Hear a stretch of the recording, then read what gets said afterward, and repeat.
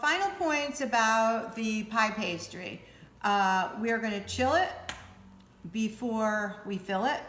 And if you were to be making a lemon meringue pie or a cream pie, we would have to bake this crust blind. That's the term that we use.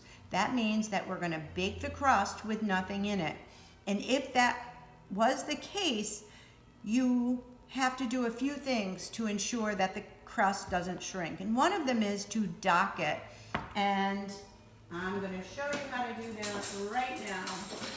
You're going to take just a standard dinner fork and you are going to poke a series of holes right into the bottom, all over the bottom and the sides of the crust. You're then going to put this crust in the freezer for about 5 or 10 minutes. And finally, you're going to line it with a piece of parchment paper and put some pie weights in it. What are pie weights? They could be beans, dried beans. They could actually be something you purchased if you were inclined to do that. But anything that's going to weight the crust down. And then it's going to bake in a 400-degree oven for about 12 to 15 minutes. You would remove the parchment and the beans, pop the crust back in the oven for another 3 to 4 minutes just to evenly brown it. So those are the options. This pie crust, as I said earlier, is going to be turned into a Dutch apple pie, so I don't have to actually dock it, and I'll mend those holes.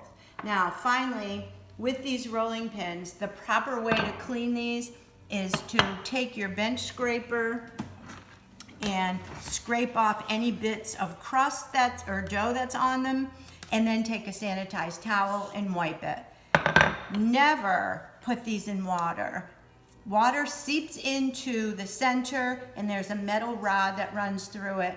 It gets rusty, and then the next time you go to use it to roll it out, you're going to have rusty water dripping out of it. So these do not go in the sink.